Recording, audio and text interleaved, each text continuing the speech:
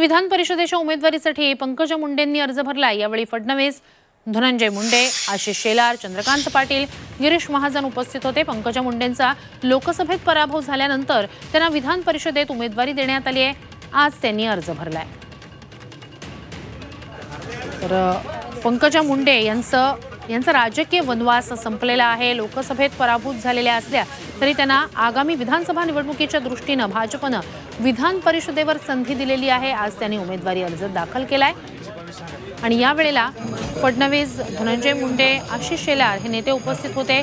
अर्ज दाखल केल्यानंतर पंकजा मुंडेंची बातचीत केली आहे आमच्या प्रतिनिधी सीमा आढे यांनी।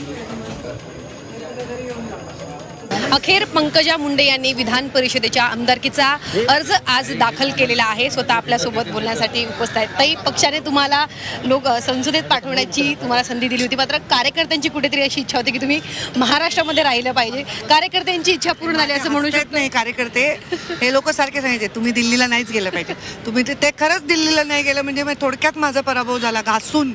याचा मलाही खूप आनंद आहे। शेवटी माझं घर आहे। आज विधान भवनात मी पाऊल ठेवलं तर अगदी तिकडच्या आमच्या मामापासून ते सगळे आमदार, सगळ्या पक्षाचे आमदार, मंत्री सगळ्यांनी ज्या पद्धतीने मला आज वेलकम केलं तर मला खूप असं घरातच आली आहे मी। आणि कालच होते विधान भवनात असं वाटलं। आणि माझ्या ते कार्यकर्ते राज्यभरातले जे जल्लोष करतायत हा विजय त्यांना समर्पित। कार्यकर्त्यांची अशी इच्छा आहे की तुम्ही मंत्री म्हणून आता खरं तर काम केलं पाहिजे, याकडे कसं बघता?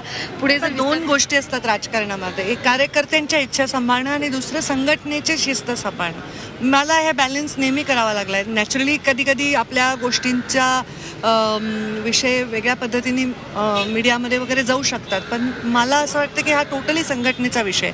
जसं माझ्या 5 वर्षानंतर मला संधी दिली हा संघटनेचा निर्णय, तसंच पुढचेही निर्णय संघटनाच घेईल, त्यामुळे तो त्यांचा निर्णय आहे। नक्कीच ताई, धन्यवाद बातचीत केल्याबद्दल।